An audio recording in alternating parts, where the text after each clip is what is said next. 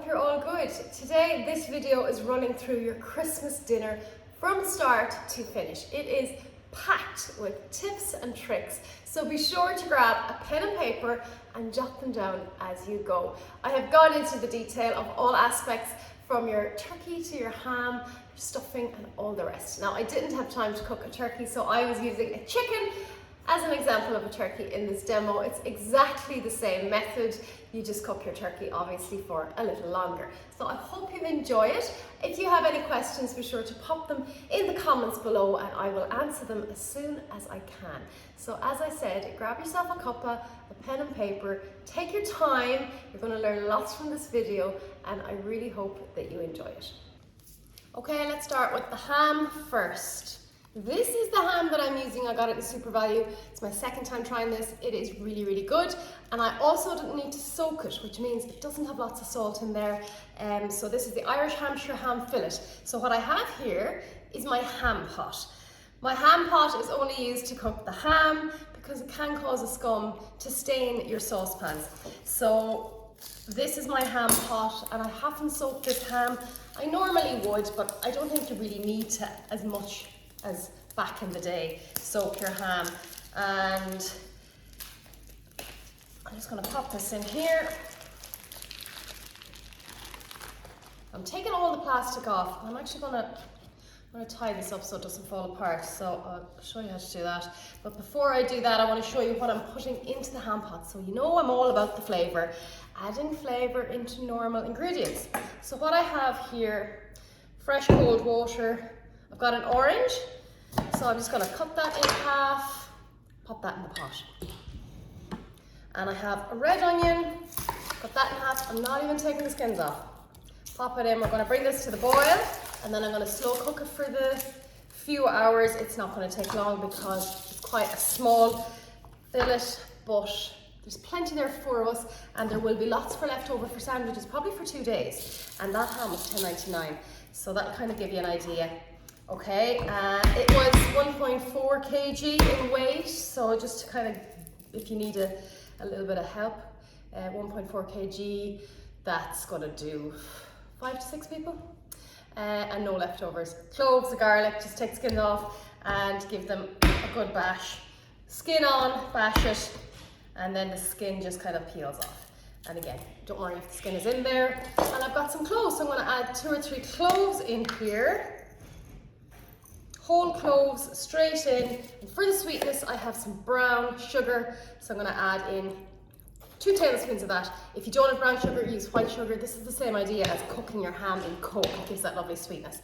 So I'm going to mix that up. I'm going to go get my twine and I'm going to tie this up so that it just stays together while it cooks on the slow cook.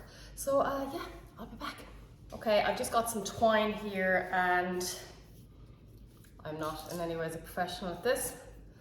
Just to keep it together, there is a way to do it.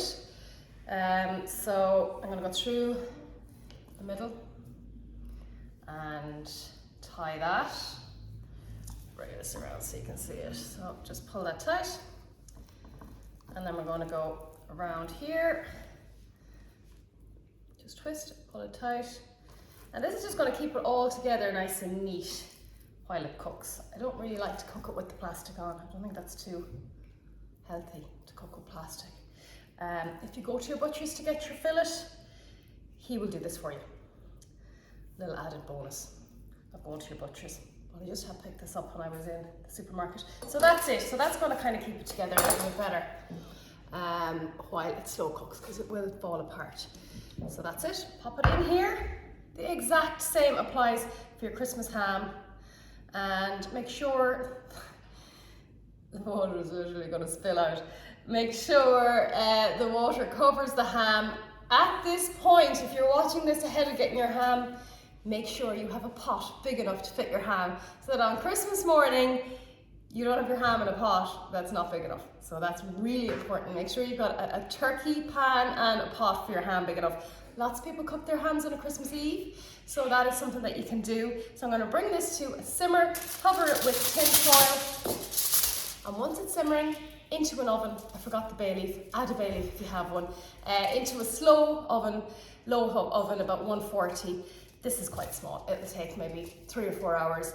How do you know when your ham is cooked? Stick a knife in, and if that comes out, easy, your ham is cooked. And just take it out and let it sit for maybe half an hour, and that'll make it a lot easier to carve. So that's it. Bring this to a simmer into the oven. You can also do it in your slow cooker. Just leave it there for the day with a little bit of water and those ingredients as well. You don't need to cover it if you're using your slow cooker. Brilliant. That's it. I'll show you what it's like when it's all finished. So next we have our chicken or turkey. The best thing to do is to find out the weight of your turkey, and then you'll be able to calculate how long you need to cook it in the oven. Just check it on the internet or ask your butcher. So here we have our bird, and these are all the ingredients that I want to add to make it taste delicious. So you want to get the flavour from the inside out, and all around we've got a red onion, a white onion, some garlic cloves, carrot, a potato, some lemon. I've got some sage and thyme here, fresh, some parsley, a bay leaf, some melted butter, olive oil, and salt and pepper. So what you want to do is get these ingredients around your bird and inside your bird, and that way the flavour will come out. Now, no more than the ham, at this point it's really important for you to know that you have a tin that will fit your bird. So you don't want to wake up on Christmas morning and your tin doesn't fit your bird, or your oven, which has happened to many people. The bird won't fit in the oven. So make sure at this point that you have a tin, whether it's disposable or metal, that will fit your bird. So here we go, some lemon. Lemon is always great with chicken. Squeeze of lemon in any sort of a chicken dish. I'm just popping in 2 wedges. So I have my carrots, my potato, again my onion, one inside, one outside, and that's gonna get that lovely flavor through the meat. And my garlic cloves the same. Really important that you baste your meat. So every half an hour, just take your tin out, tip it, and the juices that go into the corner, spoon them over. You can also turn your bird upside down for the first little while of your cooking, and all the juices will go into the breast. Here are my herbs, thyme, sage, little parsley, and the bay leaf, 2 of them. So that's that. Now the yummy part is the melted butter. So you just want to pop that over, and salt and pepper. A good generous of pepper and salt, and if you have, especially for your Christmas dinner, some bacon. I'm going to go get some and show you how I do that. Got the bacon. Do not forget, when you collect your turkey, to get streaky bacon from your butcher or wherever you're getting your turkey. This isn't streaky, but it's fine. I one year forgot all about the rashers, and it really adds the flavour. So you just want to pop that over on top, and that's going to give you gorgeous flavour. What I usually do is, obviously this bacon will cook a lot faster than the chicken. So I take it off once it's nice and crispy, and I add that into my stuffing. So I have my breadcrumbs and my red onion. I always use a red onion in stuffing, and lots of parsley, and chop that bacon up really fine and add that in at the very end once you've fried off the breadcrumbs and the red onion and the parsley, and it gives a gorgeous stuffing. So there's a little top tip to use your bacon. And finally, just a little dash of olive oil. Now I have this magic self-basting tin. If you can get your hands on one of these, they are brilliant. They're kind of hard to come across, but I have seen similar in TK Maxx. I got mine in Fahey's, Patrick Fahey's in Castlebar. It's on Main Street. And the great thing about these is they're self-based. So that meat is going to be lovely and tender. So I'm going to get this into my oven at about 180. I'm going to leave it there for about an hour. I like to roast it for maybe an hour and a half, and then reduce the heat. Take it out of the juices, cover it up, and just leave it on a really low heat, like 130, so that meat is a little bit drier. I don't like when my chicken meat is wet. I like it nice and dry, so I kind of dry it out a little bit. And while that's cooking, I can then make the gravy, and it's not a case of everything happening at the same time. So you can do the same with your turkey. Cook that well in advance. Lots of people panic that their meat is going to go cold, and the biggest problem is having everything ready together. Don't worry about your meat going cold. If you want to cook your ham on Christmas Eve, you can have your glaze made up and just pop that on the ham on Christmas Day and pop it in the oven. So that's your ham sorted, made the day before. And with your turkey, some people actually make the turkey the day before too, you can get that on first thing. And if it's ready 5 hours before you need it, just cover it. It's a big bird, so it's going to take a long time to cool down completely.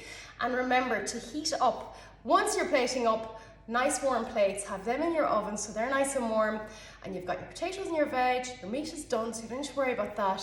It's going to carve a lot easier as well when it's been left to rest. But the trick is the gravy. So you have your stuffing, your ham, your turkey. The gravy is going to heat that meat when it goes on top. So that's a really good tip. Do not panic to have everything ready together. Your meat has to rest. It's okay if it cools a little. Anyways, I'm rambling.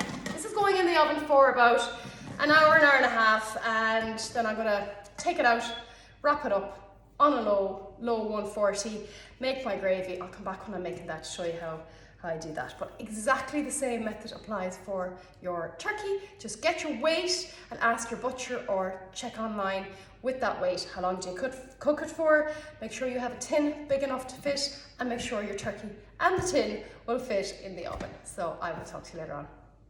Next up is the stuffing. Now, this is just how I do mine. I have a lovely crusty roll here. I call it like a rustic stuffing. So what I do is I just chop it up, and you don't need to blitz it. You can use regular breadcrumbs, you can use whatever you want. You can shop by, or you can blitz your own bread. But I just love this rustic, chunky stuffing. So this is how I do mine. So I chop this up into kind of small pieces. They don't have to be perfect, whatever way you want. And I'm actually going to get it into the pan that it's going to cook in as I go. Again, that's going to save some cleaning. So pop that in there. And again, kind of guess how many slices of bread you're going to use. Always make extra. That will always be used up for Christmas night for those lovely stuffing and turkey and ham sandwiches. So pop this in, and you can break this down even more. If you feel that it's too chunky, you can cut it down even further once it's cooked. So I think that's enough for us. And I have a red onion. I always use a red onion. I just think they give a really nice flavour to your stuffing. I'm gonna grab my melted butter. So I've just melted a little butter, probably about 40 grams. And I have some olive oil. So I'm not going to use the whole onion because I don't want it to be too strong. And again, with your red onion, roughly chop that. Just nice and rough. I like the way that this gives a nice colour to your stuffing. And I just like the flavour of a red onion. So that's going in on top of those breadcrumbs. And might add a little bit more onion. I kind of guess things as I go along. You'll know yourself. But always make extra because, as I said, don't forget the sandwiches on Christmas night, and the next day you can have that stuffing as well. So that's the rustic bread. You can rip it apart with your hand. You don't even have to use a knife. You could just pull it apart like this. Perfect. Just means you're not bringing that blitzer out and another thing to clean. This can be done ahead, and you can make this entire thing up into a Ziploc bag and freeze it. So that's a handy tip that you can do now. Those red onions are getting the eyes.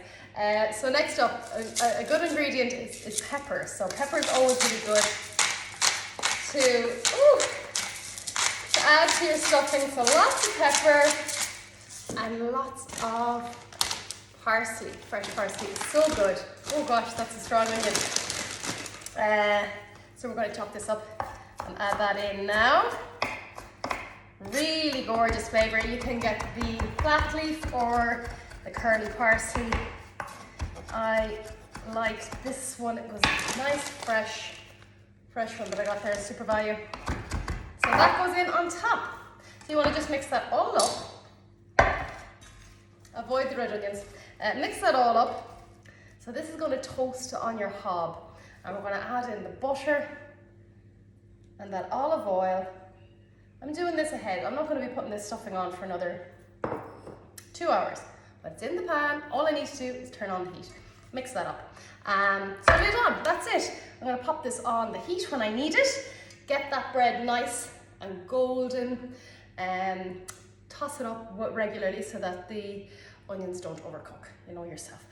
So yeah, this is a gorgeous rustic stuffing and it is ready to go. I just need to pop the lid on and that's it, ready to go. As I said, you can do this all, put that all into a Ziploc bag, into your freezer, pull that out on Christmas morning and let it defrost, or Christmas Eve, and your stuffing is done. So that's another top tip, is you can make your stuffing ahead and freeze it.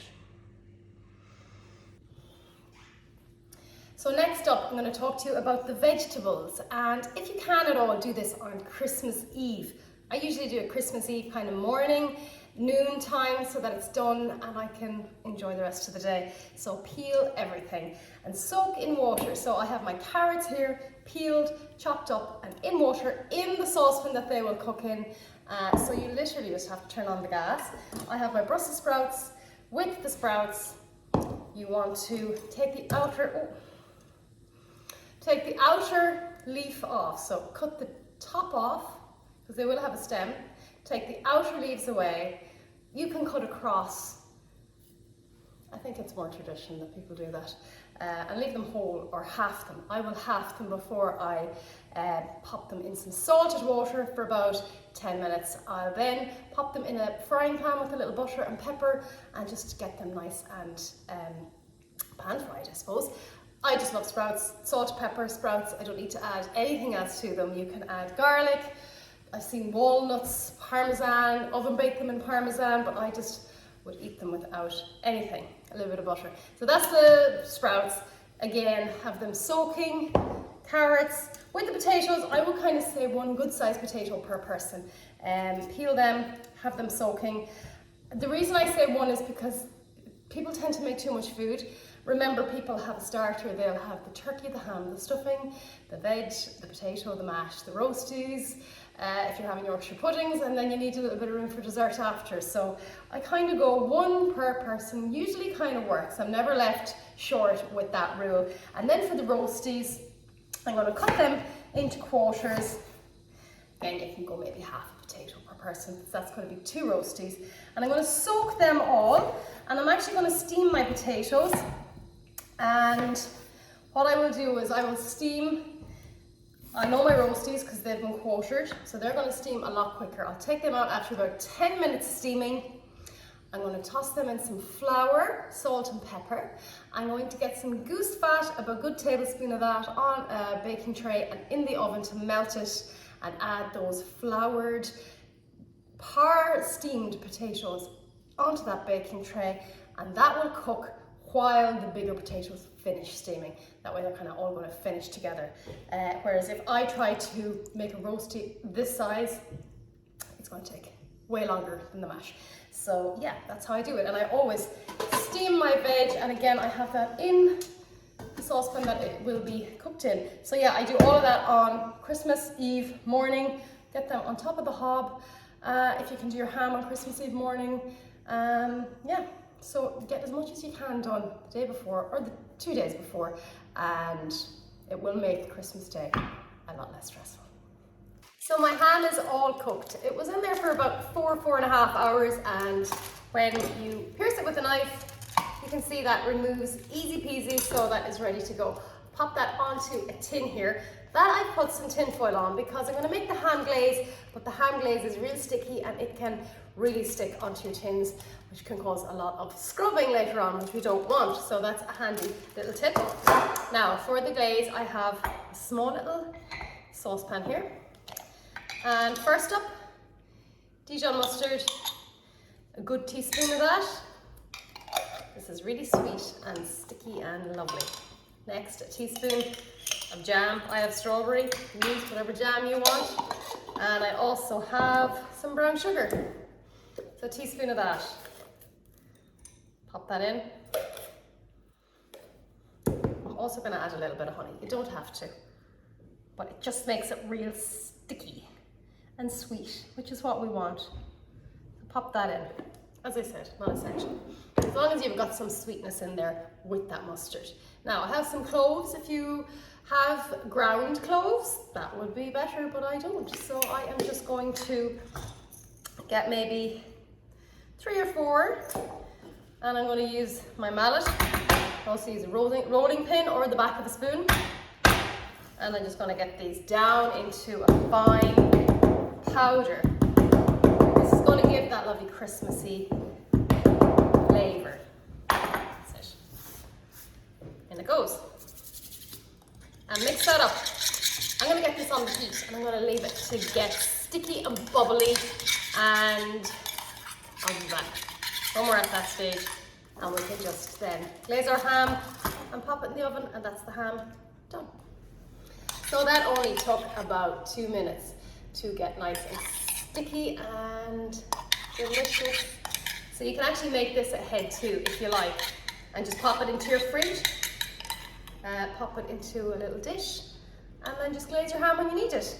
So I'm just going to pour this on top and spread it around that ham, pop it in the oven for about 20 minutes or under the grill. You just want that to bake away, and just watch that it doesn't burn because of the sweetness that's in there. You don't want it to burn. So that's it. That's the ham. Simple. Simple, simple, simple, and so delicious. The house just smells so gorgeous from the cloves and the oranges. Brush all over. And that's it. I'll get that into the oven there now for 20 minutes. As I said, keep an eye on it. And you're good to go. You can also stick your cloves in, but it's not too nice when you get one in your mouth and you didn't realize it was there. So that's why I kind of grind them down and put them into the glaze. That's it, ham done. The chicken is done, and I have removed the lovely rashers, and I'm just going to pop them in here until I need them, just so I don't forget. It's happened a few times. So I'm going to get my stuffing fried up, and once that's all finished, I'll cook the bacon up and mix it through. So it just means everything's there. So what I'm going to do now is I'm going to take my chicken out, put it into a plate on its own, pop it back in the oven just to dry it out a little, and I'll make the gravy, which I will show you how to do.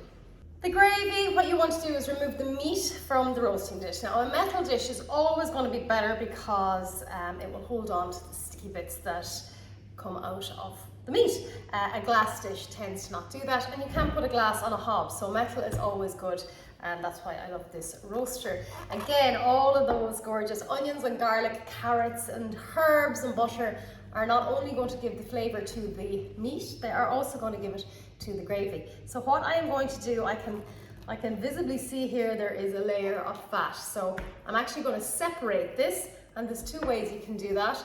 You can buy yourself a separator, or you can use a Ziploc bag. So I'm going to show you how I use a Ziploc bag to separate my fat on my gravy. So what we want to do is pour the liquid from the roasting tin, not the vegetables, into the Ziploc bag as best you can without any of those vegetables going in. Keep the veg in there, okay? So next we're just going to hold this up for about 30 seconds, and you will see then that I'm not crazy. There is a method to my madness. Can you see that? You can see the fat that you don't want, and this is the bit that you do want. So keep your dish right beside and get a scissors. Now you need to be quick with this and make sure that none of the plastic bag falls in. So keeping it at that angle, we are going to snip. It's going to come out real quickly. So watch it, and when you hit the fat, into your plate. So that's the bit that you don't want, and this is all the gorgeous stuff that you do. So what I'm going to do is I'm going to get this on the hob. I'm going to add a tablespoon of flour, mix that up, let it bubble, and then gradually add some water just to get the nice gravy consistency that I want. I will bring you over with me, and we'll make some gravy. Get that on the heat until it starts to bubble, and then add in about a tablespoon of flour. Any flour will do, and mix that up with everything else until you can't see flour anymore, and just let that cook away for a few minutes. And I'm going to go and get my water to whisk in. So gradually add in the water. You can add chicken stock if you like, but I don't. And use a whisk. This will avoid any lumps. To combine that all and just let it simmer away there, and it will become nice and gravy consistency. Just make sure you get into those corners, all the little burnt bits. That's all that lovely flavour. So just leave that there for a few minutes until it develops. So that is how the gravy looks, and just let that simmer away until it's a nice kind of consistency. And next, my sieve.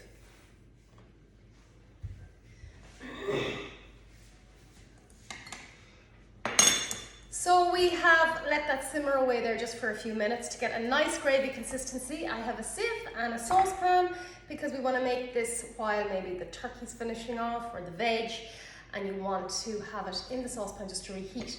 So we're going to strain this through nice and slowly. We're going to catch all that veg, and these silicone spatulas are great to get it all out of the tin. So this can now be washed, and just use your spatula to push any juices through. You can also freeze gravy if you have any left over. It's a handy way to maybe just throw on a plain chicken breast and have that in the freezer. And don't forget underneath to scrape your sieve. And that's it. That is your gravy ready to go. You can see from where you are. But I can assure you it is delicious. All the good stuff, all that fat is gone out of it. So yeah, cover that, leave it on the hob and reheat it. As I said, that's going to heat up your meat that you want to have done ahead, covered on your island or on the table, and that's really going to reduce the stress. So that's the gravy done. So that bacon is out of the oven. You can see it's just beginning to go black. So perfect. That can sit and wait. My chicken, or let's pretend it's a turkey, is all done as well. So I'm just going to lightly cover these with some tin foil, and I think the biggest problem people have is how to get everything ready together. You don't have to get everything ready together. My stuffing is there on now. That will be left covered. Meat is done, gravy's done, the veg is peeled, but it's not even gone on yet. That will go on in about an hour. And as I said, the gravy will heat everything up. You'll have hot potatoes, hot veg. This will have rested. It's going to be easier to cut, and do your stuffing at the bottom. Ham, chicken, gravy on top is going to heat that up. So I hope so far you have learned that you don't have to have everything ready at the one time, that you can have this stuff done ahead and relax. So I will keep going. And that is the stuffing all fried off. So I'm going to pop that into a plate. And we're going to cover this in tin foil, and that will be perfect. If I need to reheat it, I can just pop it in the oven for a few minutes. And I have the rashers from earlier. Just sprinkle them on top. That really makes it tasty. That's it. Cover it in tin foil and you are good to go.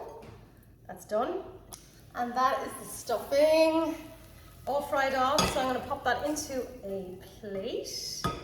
And we're going to cover this in tin foil, and that will be perfect. If I need to reheat it, I can just pop it in the oven for a few minutes. And I have the rashers from earlier. Just sprinkle them on top. That really makes it tasty. That's it. Cover it in tin foil and you are good to go. That's done. Another thing you can just set aside and relax. And all that's left is the veg.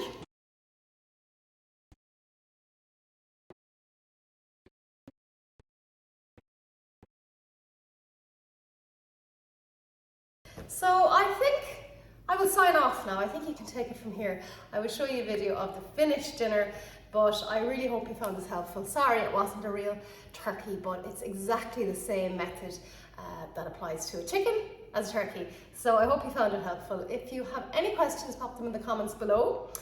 It would be really helpful if you tagged a friend to help this post and to help others that may need help on their Christmas Day dinner. Yeah, that's it. I will go again, and thanks so much for watching. I really hope you enjoyed it, and have a lovely day.